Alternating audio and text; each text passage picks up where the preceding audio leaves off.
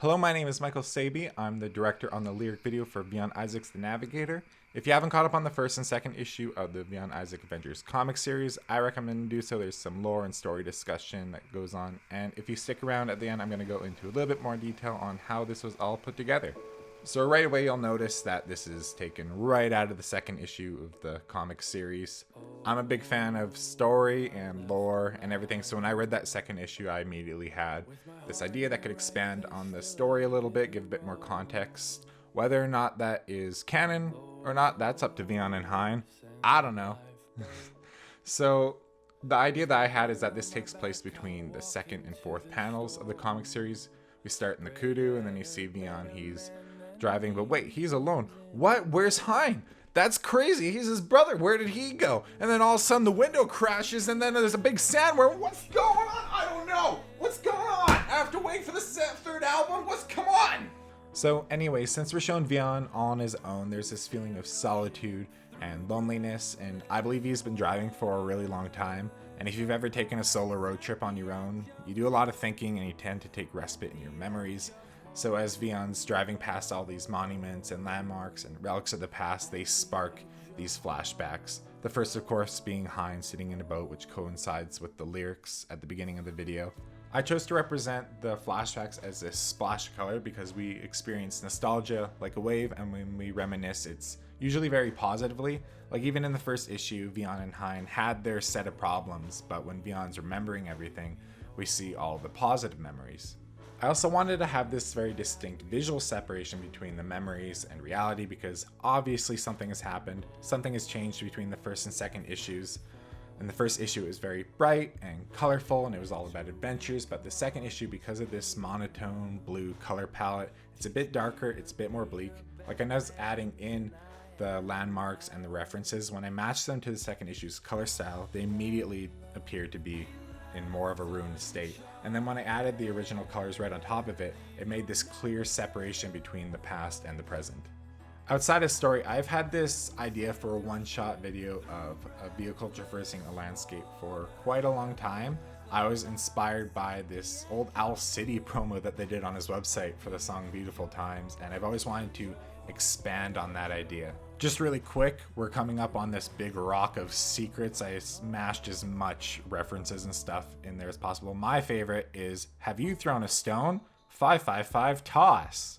So yeah, I think this is like the perfect place to use this idea because there's already so much art and there's kind of a world already established. So taking all the pieces and putting them together and having the kudu drive through it in a video form, it builds the world a little bit, and it's just really cool to see it all come together in a single place. And then also having all these references mashed together, I think this acts as like a little museum now that we're past the Northern Anthems era.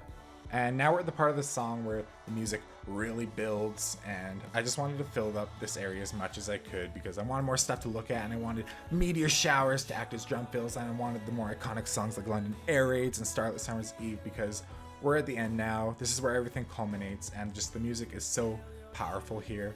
And as we approach the end, this is actually the second version I had for the end. The first version, I wanted to lead in more to the fourth panel with the glass breaking, so I had glass breaking sound effects and I had like a car being destroyed sound, but it just sounded so bleak and actually really cheesy because of the sound effects. So I included just the wind and a simple fade out. It just makes everything more desolate and just adds to the theme of the whole thing.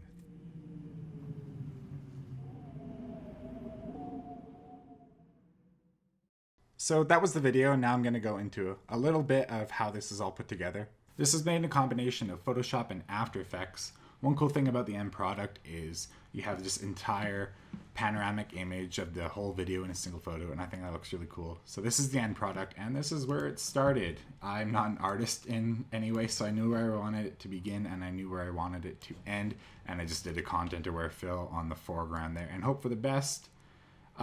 So this is what you see here. I sent this off to Vian and Hein as kind of a concept, and Hein is the man has sent me this. He blended everything all nicely to the end there, and he gave me some planets, he gave me some rocks, he gave me some mountains, and he gave me this animation for the dust trails on the kudu.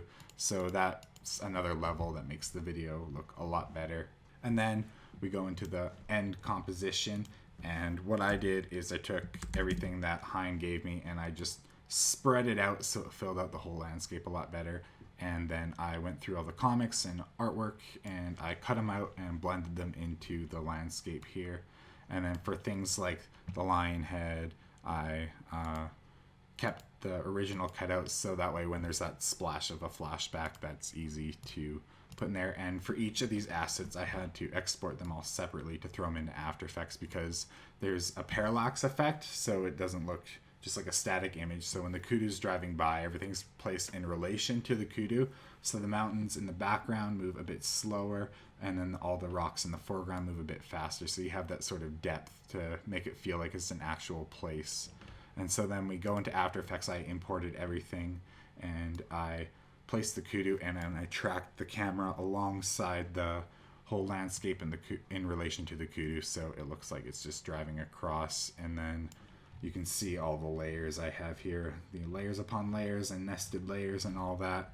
And so then I created the animation for all those as well, and then added the lyrics in afterwards and combined everything in the end in Premiere and exported it. And that's basically how you make a music video.